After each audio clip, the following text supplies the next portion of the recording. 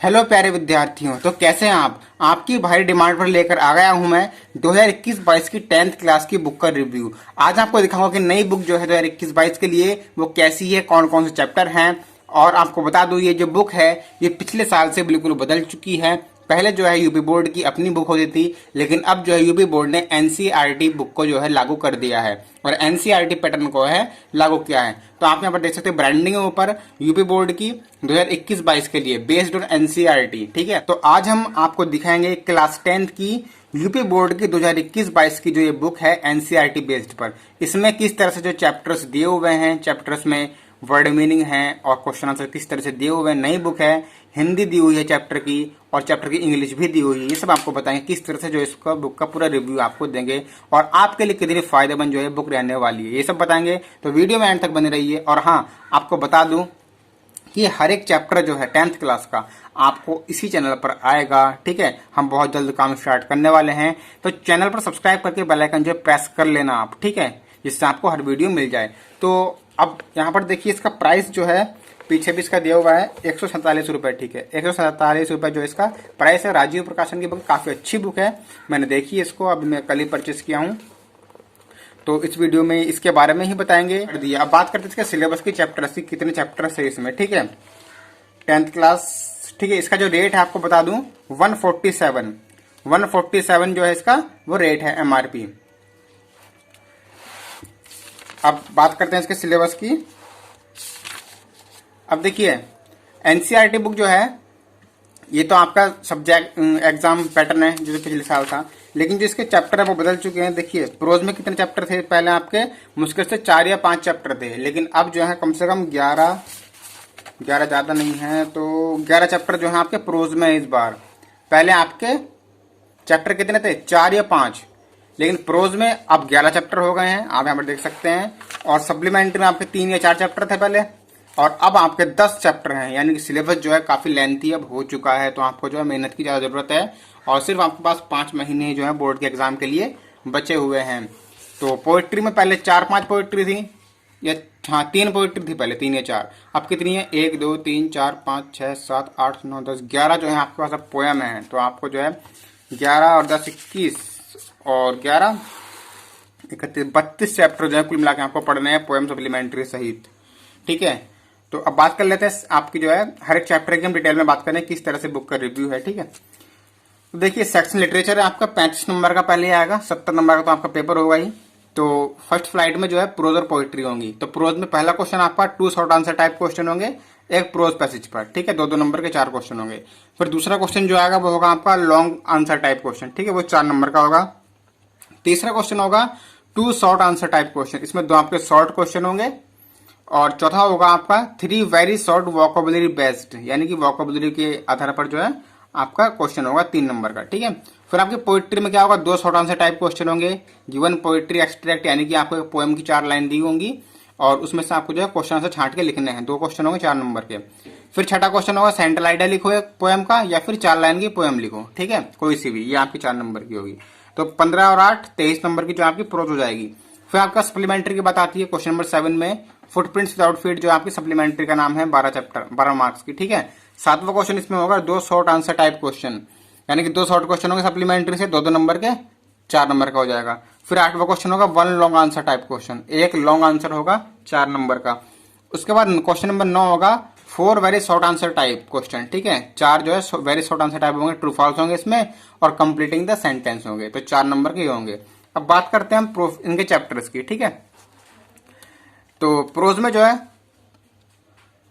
A letter to God पहला chapter है। ये जो चैप्टर था ये हमारे पिछले साल भी था, लेकिन और कोई सा भी चैप्टर जो है पिछले साल का इसमें नहीं है, सभी नए चैप्टर आए हैं। तो पहला a letter to God GL Fuentes का है। फिर चैप्टर नंबर 2 आपका रहेगा Nelson Mandela long walk to freedom, Nelson Rolihlahla Mandela. ठीक है, तीसरा है 2 स्टोरीज अबाउट फ्लाइंग, इसमें आपके 2 पार्ट रहेंगे, हिज फर्स्ट फ्लाइट, और जो फर्स्ट फ्लाइट जो आपकी बुक का नाम भी। ठीक है, और ब्लैक एरोप्लेन, इनके राइटर हैं Liam O Flaherty and Frederick Forsyth. Chapter 4 होगा आपका from the diary of Anne Frank, from the diary of Anne Frank, इसके राइटर होंगे एनी फ्रैंक।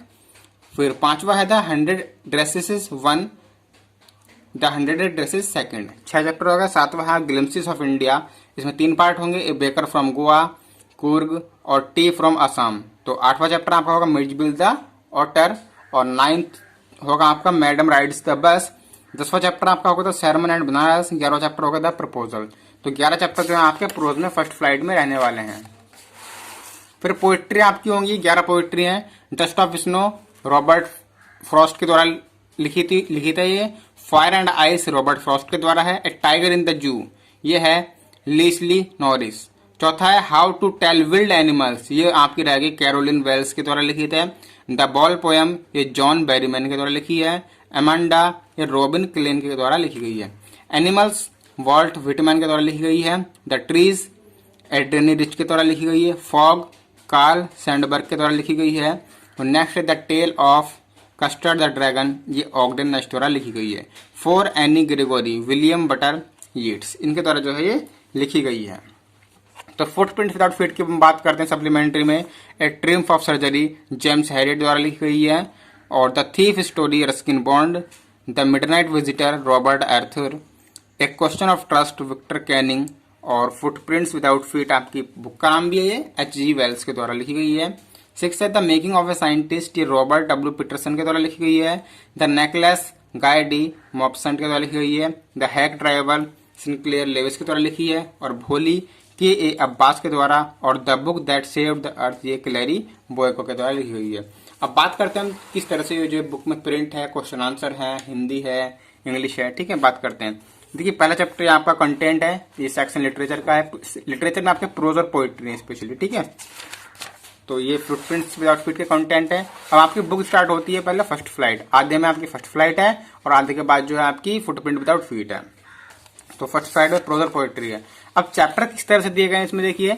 पहला चैप्टर जो है a letter to God, a letter to God GL Fuentes. हर chapter में जो है यहाँ पर चैप्टर का नेम होगा, फिर उसके राइटर होंगे, फिर ऑथर के बारे में लिखा होगा। जैसे यहाँ पर लिखा गया है the author of the story a letter to God is written by GL Fuentes, ठीक है, उनके बारे में लिखा होगा। फिर लेसन के बारे में, भाई 2 चीज होती है ना हर चैप्टर में, पहले लेसन का नेम फिर राइटर का नेम। तो यहाँ पर जो है राइटर के बारे में लिखा होगा, कुछ राइटर ने जो है क्या लिखा है, क्यों लिखा है, ठीक है। और फिर लेसन के बारे में थोड़ी लेसन की समरी होगी, ठीक है। जैसे स्टोरी लेसन के बारे में the story a letter to God by GL Fuentes depicts unwavering faith of farmer in God. He begins with a farmer named Lencho expecting for a rain shower to nourish his field of corn. He is confident that his harvest is going to yield huge profit just like it does every year. यानी कि इसमें जो है उन्होंने भगवान को एक पत्र लिखा था, ठीक है, उसमें कहा था उनकी फसल जो है बर्बाद हो चुकी है। तो भगवान के प्रति जो है इसमें विश्वास दिखाया गया है एक किसान का, ठीक है, लैंचो इसका नाम है।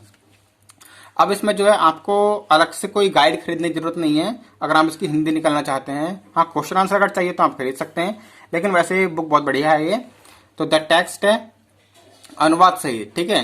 पहले आपको बिफोर यू रीड बता देते हैं इसके बारे में। जो है आपको जो कहानी पढ़ने से पहले आपको ये पढ़ना होगा, ये उसके बारे में लिखा हुआ है, ठीक है।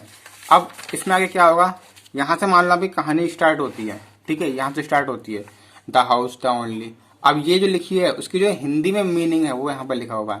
फिर नेक्स्ट पैराग्राफ है, फिर ये हिंदी में मीनिंग है। तो ये बात जो है मुझे इस किताब की बहुत ज्यादा अच्छी लगी है, ठीक है। तो ये इस तरह से जो है हर चैप्टर में होगा। अब जैसे हिंदी है, फिर उसकी पोएम है। अब जैसे ही आपकी जो है खत्म हो जाती है स्टोरी, ठीक है, जैसे ही आपकी स्टोरी जो है खत्म हो जाती है उसके बाद आपकी ग्लोसरी शुरू होती है। ग्लोसरी मतलब आपका वर्ड मीनिंग, हिंदी मीनिंग, ठीक है। तो जो आपको वर्ड मीनिंग दिए हुए हैं, ये सेट का इंग्लिश में मीनिंग लिखा है, ठीक है। क्रेस्ट है, क्रेस्ट मीन्स क्या होता है, ऊंचा, ठीक है। ये शिखर, ये चोटी, तो इंग्लिश में दिया होगा टॉप, फिर हिंदी में शिखर।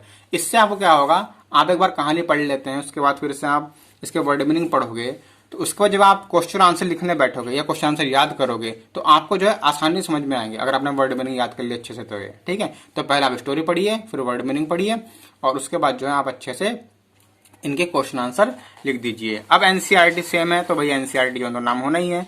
तो NCERT के लिए अब आप क्वेश्चन होंगे, ठीक है, क्वेश्चन आंसर आपके पास होंगे। पहला क्वेश्चन जैसे ये लिखा हुआ है, who does Lencho have complete with in which sentence in the story tell you this. तो पहला क्वेश्चन होगा, फिर उसकी हिंदी होगी। लैंचो का संपूर्ण विश्वास किसमें था, कहानी में कौन से वाक्य इसके बारे में बताता है। तो ये इंग्लिश में क्वेश्चन है और ये हिंदी में इसका अनुवाद है। अब आंसर देखिए, आंसर तो इसमें नहीं है, आंसर जो है आपको खुद ढूंढने पड़ेंगे। ठीक है, या खुद लिखने पड़ेंगे, बाकी हम तो लिखवाएंगे, हर एक चैप्टर जो है आपको पढ़ाया जाएगा इस चैनल पर। तो 6 क्वेश्चन इसमें आपके दिए हुए हैं। फिर आपके थिंक अबाउट लैंग्वेज है, ठीक है, ये थोड़ी ग्रामर है, ठीक है। तो फिर ये तो आपको खासकर कराए नहीं जाते हैं आपके स्कूल में भी, ठीक है, ये आपके अपने लिए होते हैं। फिर जैसे ही आपका चैप्टर पूरा हो जाएगा, ठीक है, अब जैसे आपके क्वेश्चन आंसर खत्म हो जाते हैं, उसके बाद भाई एक क्वेश्चन आपके एग्जाम में आता है पैसेज का, पैसेज दिया होगा, उसमें आपको क्वेश्चन आंसर छांट के लिखने होते हैं। तो ठीक इसी तरह से ये भी दिया हुआ है, पैसेज है, ठीक है, ये पैसेज 1 जैसे दिया हुआ है, एग्जाम ओरिएंटेड क्वेश्चन, यानी एग्जाम में किस तरह से पूछे जाएंगे। तो पैसेज दिया हुआ है ये, ठीक है। उसके बाद इसमें क्वेश्चन दिए हुए हैं, वेयर बाद हाउ सिचुएटेड, घर कहाँ स्थित था, तो आप इसको छांट के लिखोगे, ठीक है, ये आपको खुद करना है, ठीक है। और फिर पैसेज 2 पैसेज 3, तो ऐसे करके आपका चैप्टर खत्म हो जाएगा। उसके बाद आपके भाई जैसे एग्जाम में आते हैं ना, आपके खत्म हो गए ये पैसेज वाले क्वेश्चन, फिर उसके बाद शॉर्ट क्वेश्चन आते हैं आपके।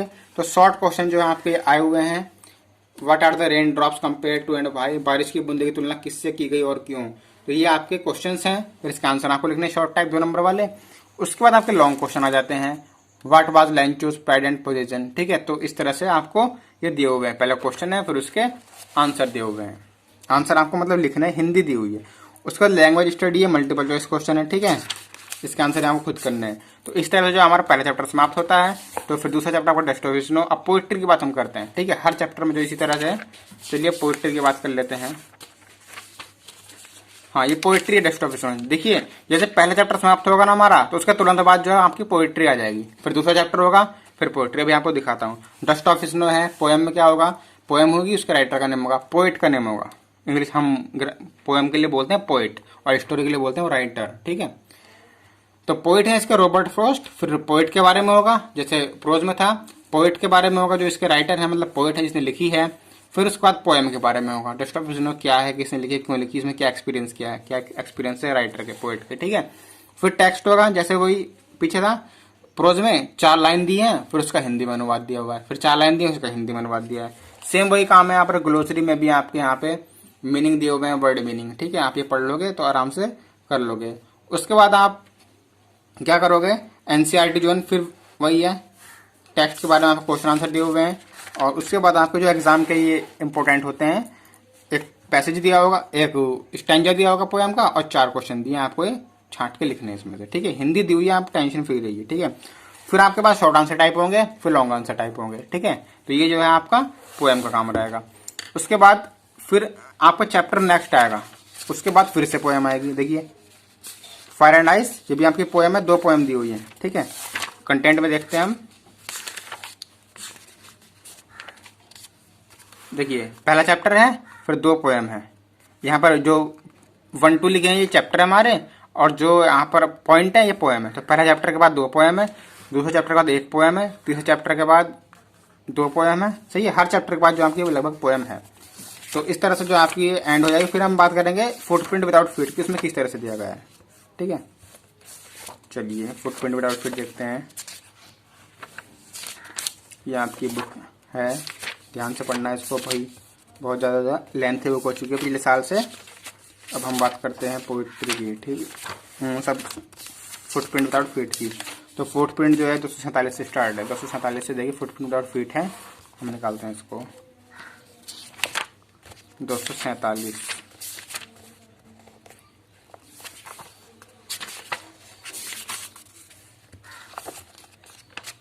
हाँ, तो यहाँ से देखिए जो आपकी बुक है फुटप्रिंट विदाउट फीट स्टार्ट हो चुकी है भाई। प्रोज हो गई, पोएट्री हो गई, अब फुटप्रिंट विदाउट फीट की बारी है। यहाँ पर आपको देखिए सप्लीमेंट्री रीडर है, ठीक है, सप्लीमेंट्री है।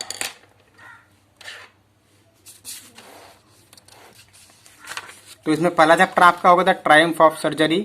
पहले चैप्टर का नेम होगा, उसका राइटर होंगे James Herriot. About the author, author के बारे में है, फिर लेसन के बारे में है। फिर आपको कुछ वो दिया होगा पैराग्राफ, उसका उसकी हिंदी दी हुई होगी अनुवाद से। तो पैराग्राफ है उसकी हिंदी है, फिर पैराग्राफ उसकी हिंदी। तो ऐसा करने से आपके पास फिर ग्लोसरी आएगी, इसमें आपके वर्ड मीनिंग दिए होंगे। उसके बाद फिर आपके क्वेश्चन आंसर दिए होंगे एनसीईआरटी जोन के लिए, ठीक है। पहले ये एनसीईआरटी के क्वेश्चन है, ठीक है। तो फिर एनसीईआरटी के क्वेश्चन के बाद आपको जो है फिर आपको एग्जाम के लिए, यूपी बोर्ड के एग्जाम के लिए इंपोर्टेंट होते हैं, जैसे आता है, ठीक है, इस तरह से आएगा मोर देन इन 25 वर्ड्स। तो शॉर्ट टाइप क्वेश्चन है ये आपको लिख दोगे। फिर इसके बाद लॉन्ग टाइप क्वेश्चन ये आएंगे, फिर आपको टिक द करेक्ट ऑप्शन, ये सब आते हैं आपके यूपी बोर्ड के एग्जाम में। ठीक है, ये हु वाज ट्रिकी, इनमें से कौन जो टिक करना है आपको। ठीक है, फिर ट्रू फॉल्स होंगे, फिर स्पेलिंग टेस्टिंग होगी।